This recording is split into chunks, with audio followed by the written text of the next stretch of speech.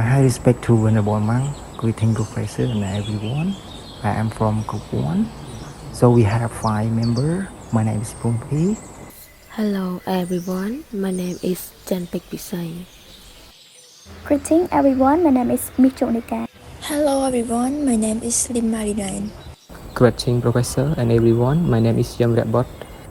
Khu vừa thì con anh mua vô lót đấy con ấy. Here I am in front of the Beyond Temple, and our topic is about gender role, men and women.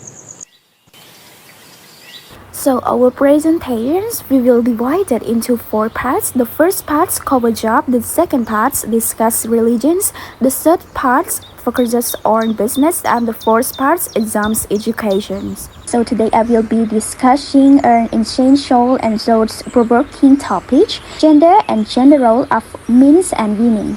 Gender is a fundamental part of humans' identity, shaping how individuals perceive themselves and are perceived by society. It goes beyond biological differences and encompasses cultural, social, and psychological aspects of being male, female, or non-binary.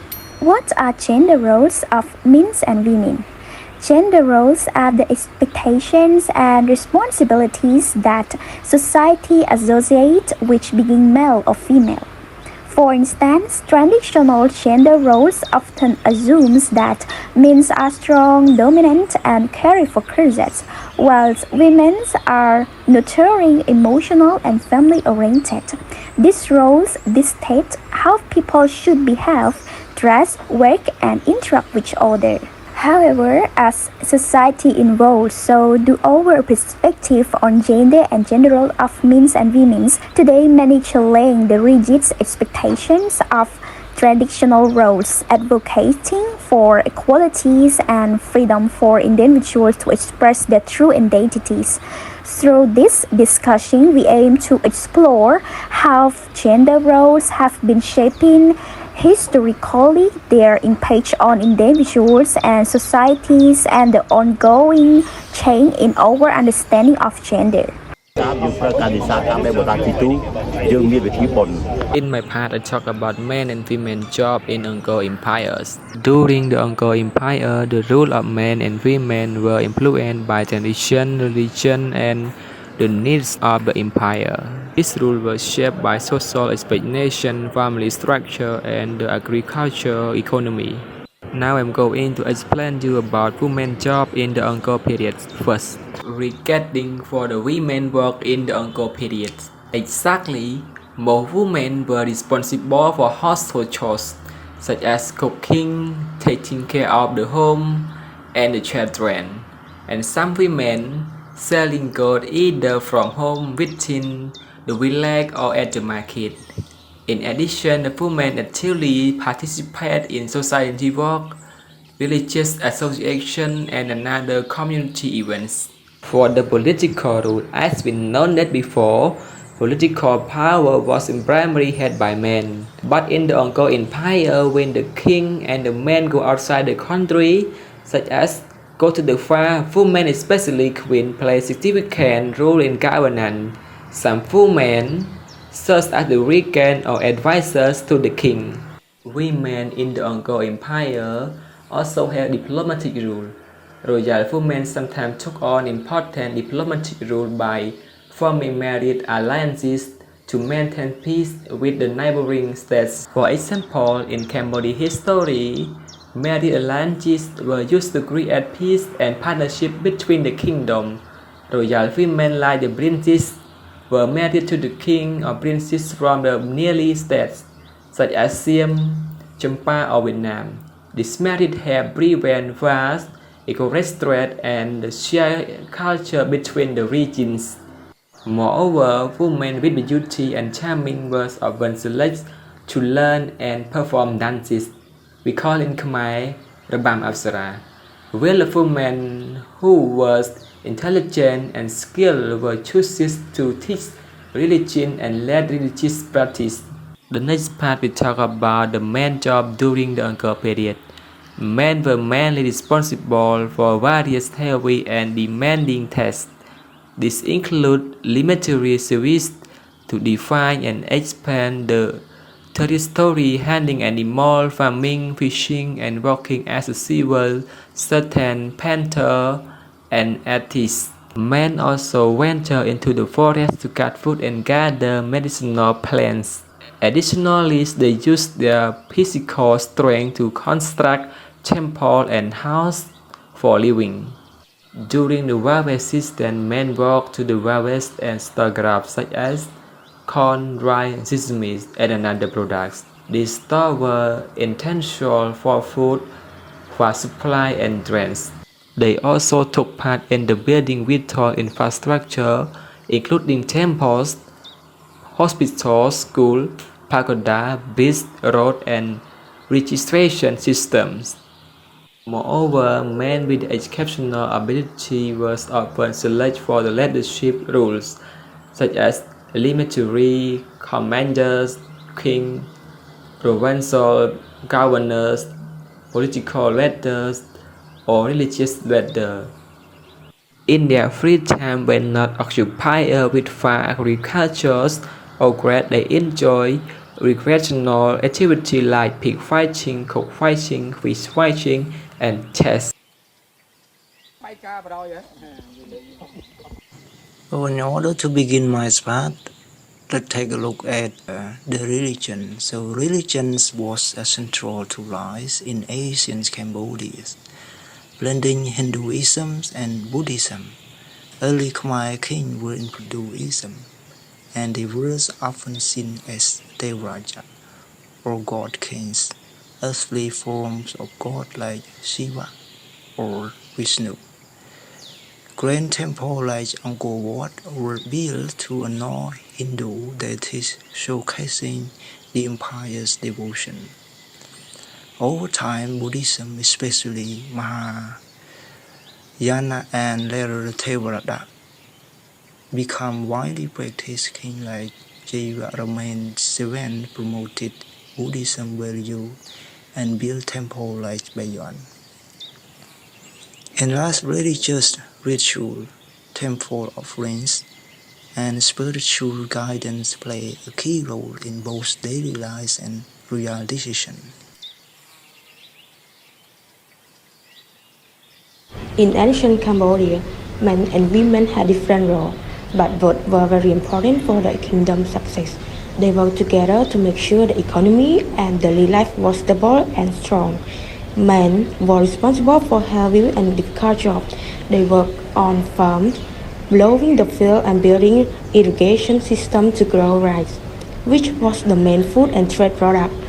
Men also had built big temples like Angkor Wat, showing their skill in construction and hard work. Besides farming and building, men traveled to trade food like rice, spices, and forest products with nearby regions. Many men also worked as soldiers, protecting the kingdom and helping it grow stronger by defending its border. In ancient Cambodia, men and women had different roles, but both were very important for the kingdom's success. They worked together to make sure the economy and daily life was stable and strong. Men were responsible for heavy and difficult jobs. They worked on farms, plowing the field and building irrigation systems to grow rice, which was the main food and trade product. Men also have built big temples like Angkor Wat, showing their skill in construction and hard work. Besides farming and building, men travel to trade food like rice, spices, and forest products with nearby regions. Many men also work as soldiers, protecting the kingdom and helping it grow stronger by defending its borders. Women, on the other hand, focused on supporting their family and contributing to the economy. They helped with farming by planting and harvesting crops. Women were also very skilled in weaving and making textiles, which were used at home and traded with others. In local markets, women sold goods such as food, fabric, and handmade crafts, keeping the community economy active. At home, they took care of their family by cooking, raising children, and keeping the household organized. Women also had an important role in religion, helping in temples and performing rituals. Both men and women worked together on some tasks like fishing and small trade. Fishing, especially near the Tonle Sap Lake, was a key source of food, and both men and women had with this. Men and women in ancient Cambodia had different jobs, but their work support each other and made the kingdom strong. Men focuses on heavy work and trade, while women care of the family and help in market and temple. Together, their efforts create a balanced and a successful society. Continue, I will tell you about education in Cambodia. So, how education in Cambodia was different from men and women in the past. Back then, life was very different, so were the opportunity for learning. Education wasn't equal, and men and women were taught in completely different way based on their role in society. Let's get started with education for men first. In the past, men had more access to education than women. Most of their learning took place in Buddhist temples, which were like the school at that time. Monks were the teacher, and they taught boys how to read and write in Khmer, learn basic math, and study Buddhist teaching. So many families sending boys to the temple were seen as important because boys were expected to become community leaders or take care of their family in the future. Some boys even become novice monks, which gave them more opportunity to learn and grow spiritually. So education for boys focused on preparing them for leadership roles or help them contribute to their family and society. Now let's talk about women education. Unfortunately, girls didn't have the same opportunity as boys. Girls were usually taught at home by their mother or female relatives. So their education focused on practical skills like cooking, cleaning, weaving, and raising children. At the same time, people believed that a woman's role was to manage the household, so learning this skill was considered more important than going to school. It was rare for girls to receive formal education at temples or schools, as it was thought to be unnecessary or inappropriate for them. Because of this, women had fewer opportunities to learn to read or write, and their life was more focused on family and domestic work. So the next point is, why were men and women educated differently? So, cultural belief play a big role. In Cambodian society, men were seen as the leader or decision maker, so they were given more educational opportunity. Families with limited resources often prioritize educating their son and leaving daughter to learn at home. So at that time, education was closely tied to religion, and since only men could become monks, they were the ones who access to temple education. Men were able to take on roles like teacher, monk, or community leader because they had more knowledge and skill. On the other hand, women were limited to household work, even though they play an important role in preserving Khmer culture and tradition. So, to sum up, education in the past in Cambodia was very unequal for men and women. Men had more access to formal education through temple, while women were taught practical skills at home. This reflected the cultural value of the time, but it also meant that women had fewer opportunities to explore their potential. គាត់មកអន្តរទេវីជាសាស្ត្រាចារ្យជានាយកជាតិឌៀន So, according from my observations to the guys that told us and explained us about gender roles and their legacy of Queen Antradevi, show that Queen Antradevi, she was an exceptional Khmer queen during the Angkor period who reshaped traditional ideas of women roles in governance, education, and cultural leadership.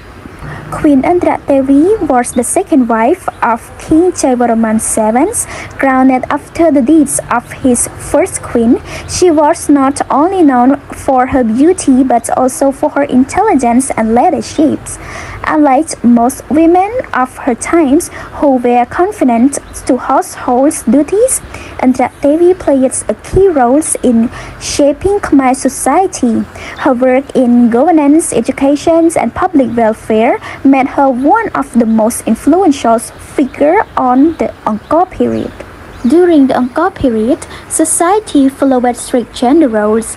Men were seen as leaders in politics, religions, and welfare, whilst women were expected to focus on domestic tasks and family care. However, Queen Indra Devi's life showed that women could break these boundaries and take on leadership roles, contributing to the kingdom's prosperity in a way that went beyond traditional expectations. We will going to share some insight on reflection about gender role women and men during the field trip in Siem Reap. What we learn about, and trip give us valuable insight into how gender role for men and women in Cambodia have been shaped by history, culture, and modern influences. So we have covered 5 main points with us.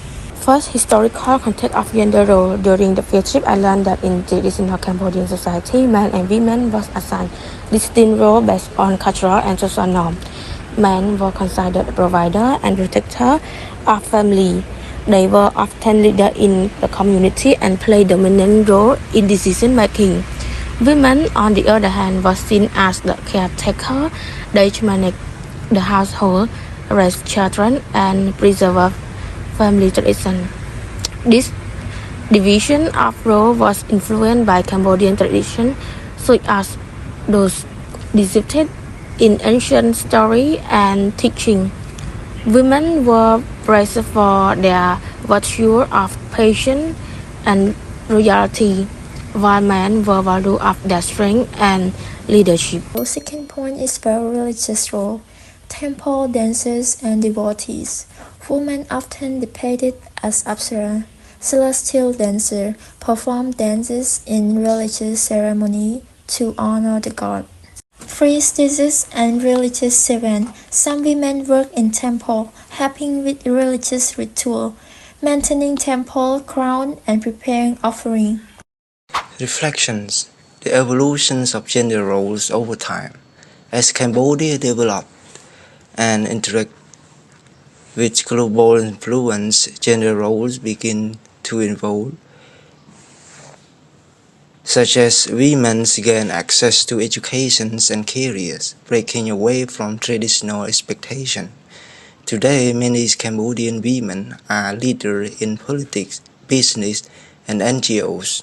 Like men, too, are adapting to modern responsibilities such as participation in childcare and supporting women in professional growth. So the trip showcased examples of this tradition, including stories of influential men and women who defied stereotypes and paved the way for progress. 4. Modern gender role and challenges.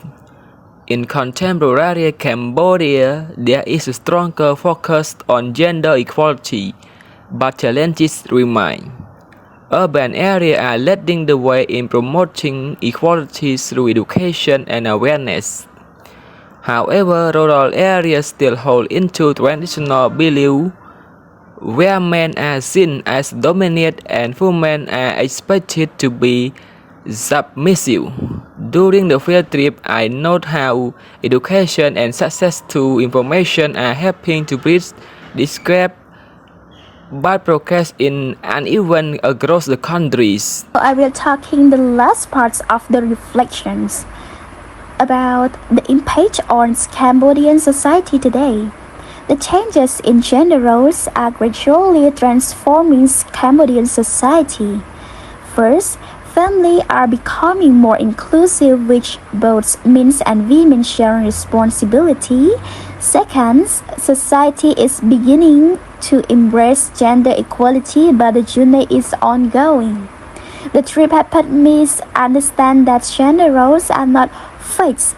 They are shaped by culture but can change over time as society grows and becoming more inclusive. So in conclusions, Addressing gender and gender role of men and women is not just about recognizing differences, it's about creating understanding and fostering respect. Each of us has a role to play in building a society that values inclusivity and equality. Together, we can empower individuals to live without limits imposed by gender expectation and contribute to a fairer, more compassionate world.